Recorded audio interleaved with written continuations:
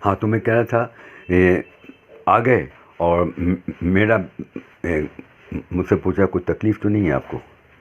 मैंने बोला सर ना अखबार मिलता है ना रिसाला मिलता है और ना अच्छा डाइट है। बोला अच्छा अच्छा ठीक हो जाएगा, तुम्हें कोई तकलीफ़ है तो मुझको बताना और मैं तुम्हारे साथ, मतलब कहने का ये कि अब मेरे को सिग्नल मिल गया कि मेरे पे इंक्वायरी आने वाली है।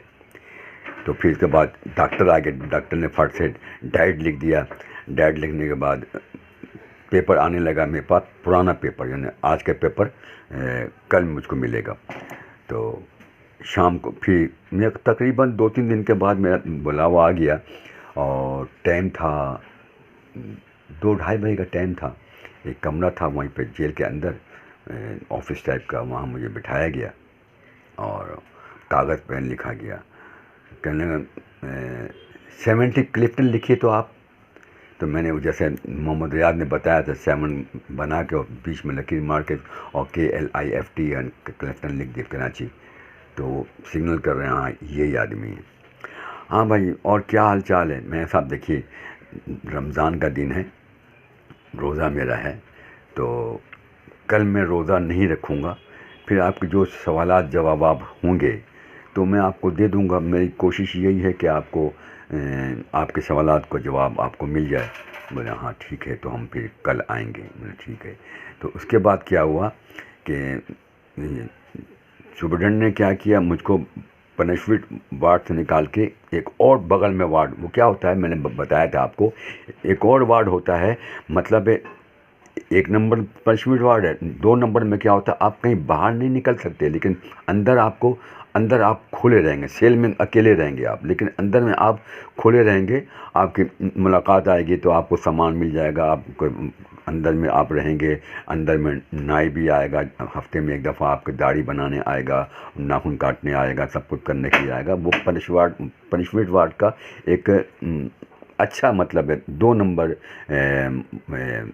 सेक्शन में आप कह लें उसको, मतलब वहाँ आप बस खाली यही है कि आप बाहर जेल के बाहर घूम नहीं सकते, बस किसी क्या कैदी से बात नहीं कर सकते, एक वार्ड में आप बंद रहेंगे। तो वो भी पनिशमेंट वार्ड का एक हिस्सा है। मुझको वहाँ शिफ्ट कर दिया गया और मज़े की बात यह है कि 5 सेल वहाँ पे हैं और तकरीबन 300 फुट लंबा और 50 फुट चौड़ा। पानी का वहाँ पे एक हौज़ बना, पानी चल रहा है। मुझको यहाँ पे अकेला रखा गया, मतलब कोई मेरे साथ नहीं रहा, मुझे यहाँ शिफ्ट कर दिया गया। और खाना आ रहा है मेरे लिए अभी, बेहतरीन रोटी, गरम गरम दाल और क्या नाम है, और वहीं छत पे चल। उसके बाद इन लोग को रियाज को शिफ्ट कर दिया गया, तो जो कि मेरे दीवार के बगल में वार्ड में था। मैंने कहा भाई तुमने वादा पूरा किया था, अभी मेरे घर में ख़त लिखो। नंबर मेरा है 31/1 कोलूटोला स्ट्रीट, कलकत्ता नंबर 1, और लिख देना शान इलाही। मेरे घर में पैगाम भेजो कि मैं महबूब इलाही हैदराबाद जेल सिंध में अभी इतना साल तक कैद हूँ। अब तुम कैसे, तुमने वादा किया था मुझसे, मैंने तुम्हारे केस को मैंने ले लिया, अब तुम मेरा वादा पूरा करो। उनसे वादा यही हुआ था, वो मेरे घर में खत भेजेंगे और जो जेल की जो जो चीज़ें हैं, प्याज तेल वगैरह और खाने पीने की चीज़ें मुझको दिया करेंगे। जब इनकी मुलाकात आएगी तो मुझको दिया करेंगे। इसी बात पे मेरा इनके साथ माहिदा हुआ था। बोला हाँ बिल्कुल हमें याद है। आए कागज़ पेन लो, ऊपर से फेंक के दिया, मैंने लिख के दिया अपने घर में, ख़त लिखा वालदा को और ऐसा ऐसा सब एड्रेस मैंने लिख के दे दिया एक लिफाफे में। बोला आपका लिफाफा चला जाएगा, मत घबराइएगा। मैं ठीक है। चलता रहा। फिर वो मेरा शाम बुलावा आया, दूसरे दिन मैं गया। हाँ भाई, मैंने कहा साहब देखिए ऐसा है, और मेरे डॉक्यूमेंट में लिखा हुआ है पाकिस्तानी, कराची का एड्रेस लिखा हुआ है, OD2 वगैरह। तो मैंने कहा साहब देखिए, वो जो सवाल करें क्या है तो मैं फट से भुट्टू वाला केस को ले आऊँ और वो कलम को चुप हो जाएं। तो जब सवाल करे जवाब, मैंने तो एक्सेप्ट कर लिया ना कि वो ख़त मैंने लिखा है और क्या नाम है वगैरह वगैरह सब झूठ लिखा। लेकिन जब मैं समरी ऑफ एविडेंस में जाऊं तो भुट्टो वाला हवाला दूं तो वो खामोश हो जाएं, वो उनको नोट ही नहीं करें। बहरहाल इस तरह ये चलता रहा और फिर मुझको जो है क्या नाम है माशाल्लाह में कोर्ट में, माशाल्लाह कोर्ट जो होता है वहाँ मुझको कभी गाड़ी में, कभी जीप में, कभी ऑटो रिक्शा में मतलब वो देखना चाहते कोई इसका बंदा है कि नहीं है, ये क्या है नहीं है, समझे, वो देखना चाह रहे थे कि इसको लेकर शायद कोई भागे वगैरह वगैरह, ये वो देखना चाह रहे थे। माशाल्लाह में समरी वहाँ पहुँच हुआ माशाल्लाह कोर्ट में। और तो उस टाइम माशाल्लाह को पावर थी 1 साल सज़ा की पावर थी, बाद में 3 साल के पावर मिल गया था। तो मेजर बैठा हुआ था तो बोले क्या नाम है, मैं कहा महबूब लाई। बाप का नाम, कितने भाई बहन, मैंने 15। मैं मतलब जो मेरे मुंह में आ रहा है मैं बोल रहा हूँ। हंसने लगा बोले कि तुम्हें सज़ा हुई है। मैंने कहा 14 साल सज़ा हुई है।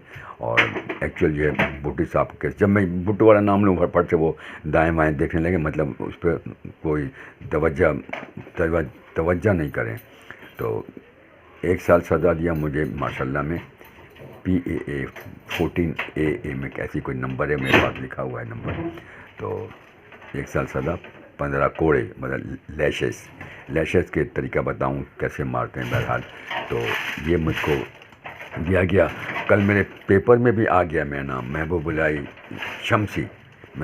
शमसी को माशाल्लाह की अदालत ने 1 साल सज़ा सख्त और 15 कोड़े की सज़ा दी है, जिसको पहले ही माशाल्लाह ने 14 साल की सज़ा सुनाई है। और ये सज़ा किस तहत दी है हमें समझ में नहीं आ रहा है। और मेरा नाम के साथ सिंधी में और उर्दू में, इंग्लिश में सब न्यूज़ आ गया। तो ये सब बात जो है बी क्लास तक पहुंच गई, GSN वालों के पास पहुंच गई कि ये ऐसा कैदी वहाँ पे है। बहरहाल चलता रहा। उसके बाद काफ़ी सहूलत होते होते फिर मैं मुझको बंद कर दिया गया। जहाँ पे अंग्रेज़ों के टाइम पे पीर पगाड़ा के कैदियों को बंद किया जाता था ऊपर, मतलब ये जो है 2 मंजिला जेल बनाया गया है। एक किस्म का 10 नीचे सेल है और 10 नहीं ज़्यादा है, 15 सेल नीचे है, 15 सेल ऊपर है। तो ये एक किस्म का ये लॉरी का जैसा होता है ना, पीछे सामान के टाइप का, उस टाइम बना हुआ है ये अंग्रेज़ लोग यहाँ पे कैदियों को रखा करते थे। और यहाँ पे हथकड़ी लगा के और पाँव में बेड़ी डाल के वहाँ बना हुआ है, अंग्रेज़ी ज़माने में बना हुआ है, यहाँ रखा करते थे। यहाँ मुझको शिफ्ट कर दिया। यहाँ पे पाकिस्तानी कैदी जो कि जासूस के इल्ज़ाम में बंद थे, जिसमें एक वो भी था, क्या नाम है, मेरे साथ आया था वो सिंध का कैदी, अभी नाम याद नहीं आ रहा है, मैं नाम बता दूंगा। तो वो मेरे साथ आया था, वापस पाकिस्तान जेल से आया था। सिंधी था वो, थर का रहने वाला था, हिंदू था, ठाकुर था। नीबराज सन ऑफ विंजराज, अभी नाम याद आ गया। ये थर का ही रहने वाला था और बाड़मेर का रहने वाला था ये एक्चुअल। और ये काम भी करता था। इसकी बदनसीबी भी देखो इसको मंदिर के पुजारी ने इसका जामिन लिया और फिर वापस जेल में, भागने की कोशिश ही नहीं की इसने, वापस फिर जेल में आ गया। ये नीमराज सन ऑफ विंजराज ये BSF वालों का काम करता था। मैं बताया ना कि BSF वाले, आर्मी वाले खुद लोगों को भेज के, पहले तो ये सब सहूलत नहीं थी ना। पहले तो जाते थे, खुद भेजते थे, सामान लेकर जाओ, स्मगलिंग सामान ले जाओ और वहाँ से तुम क्या नाम है, railway time table, telephone directory और कुछ फ़ोटो के टैग नंबर लेके आओ और ख़ुद फिर पकड़ा भी देते थे। मज़े की बात, अपना आपस में इनका लिंक था कि फ़लाँ कैदी को अब पकड़ के बंद कर देना, वो आ रहा है फ़लाँ, ये आपस में पकड़ाते भी थे।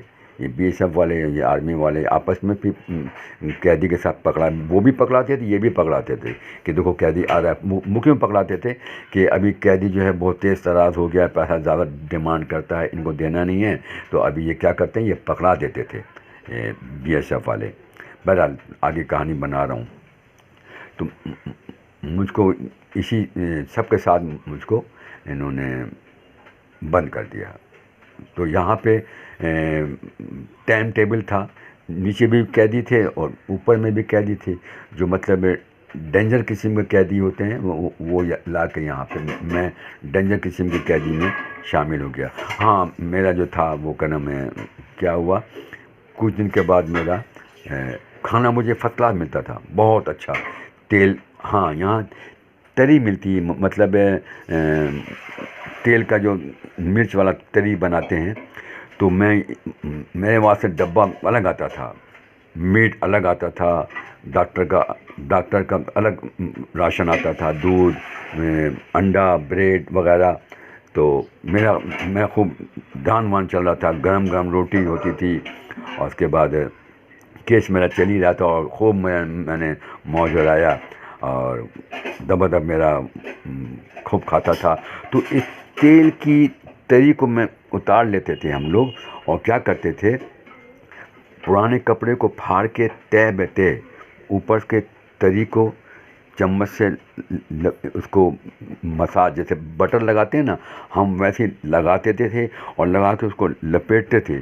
लपेटने के बाद वो छोटे छोटे डब्बे आते हैं ना टीन के, उसको बीच से थोड़ा सा काट के नीचे से और ऊपर डाल के उसी पे हम ये बट्टी पे खाना, दाल बना लेते थे, चाय बना लेते थे, और ये तेल की बट्टी बना के हम लोग कपड़े में जलाते थे। ये वहाँ का सिंध का दस्तूर था, जबकि पंजाब में और वहाँ जो है कोयले की अंगीठी मिलती, कोयला बिकता, लेकिन सिंध में जैसे मैंने पहले बोला जेल होता है।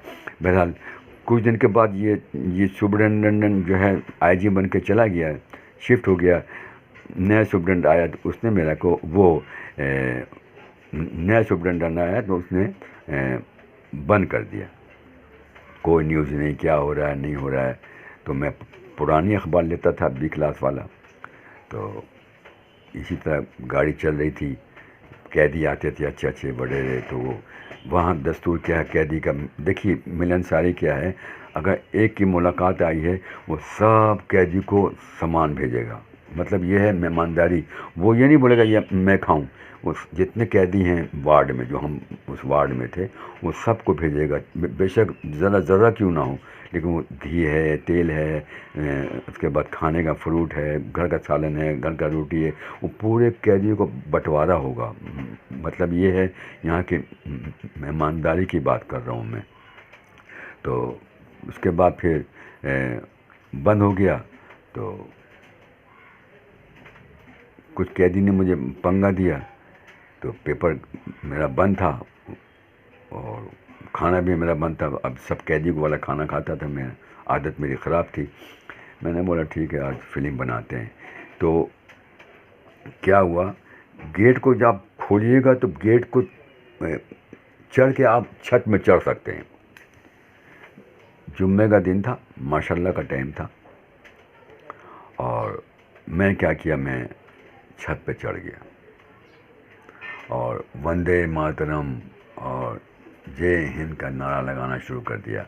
माशाल्लाह का टाइम था, पूरा हैदराबाद में मतलब पूरा हैदराबाद बंद के पता नहीं क्या हो गया, कैदी ऊपर छत में चढ़ गया, तो पूरा जेल वेल सब बंद हो गया और सब लोग मुझे उतारने के लिए आए। कोई कुरान शरीफ लेके आए कि कुरान है तुम्हारा, जो डिमांड है हम पूरा करेंगे, तुम नीचे चले आओ ये। क्योंकि अभी मैं होम सेक्रेटरी के अंडर चल रहा हूँ, मतलब कैदी जो है मरना ना पाए। तो खैर उन्होंने कुरान, और मेरे पास एक लोहे का कटन तेज़ बनाया चाकू बनाया हुआ था, वो भी था जेब में रखा हुआ। तो उसके बाद उतारा उन्होंने, फिर उसके बाद शुरू किया मर कटाई शुरू हुआ, गिदर मार और क्रॉस आयरन मेरे पाँव में लगा दिया और मुझे 40 दिन के लिए ऊपर में बंद कर दिया। और उससे पहले मैं और भी थोड़ी कहानी शुरू करूं। माशाल्लाह का टाइम था, भुट्टो साहब के पीपी पार्टी आते रहते थे, पीछे कोई उन्होंने फिर एजिटेशन शुरू किया। तो मखदूम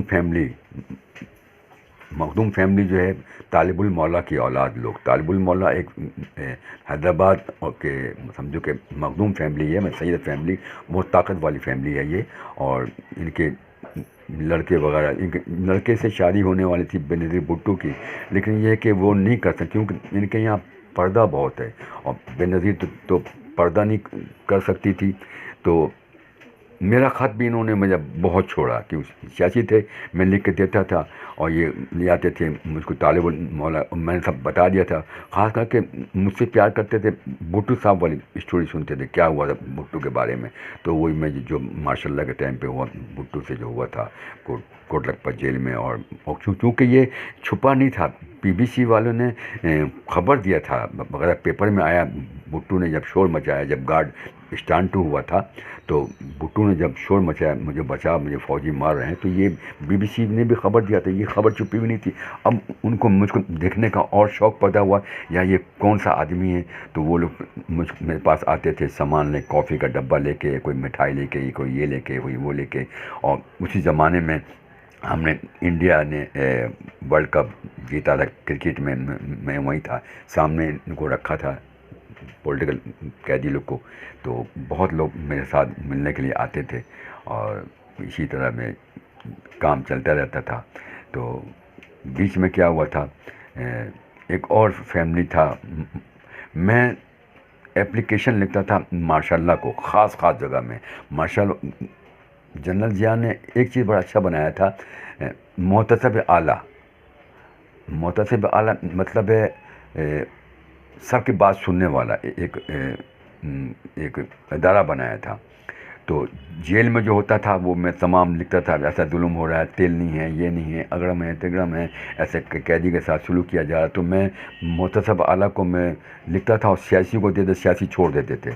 तो मेरा एक दहशत था कि महबूब लाई मुझे सब बोलते थे परदेसी, मेरा एक दहशत था कि ये दरख्वास्त लिखने में बहुत माहिर है।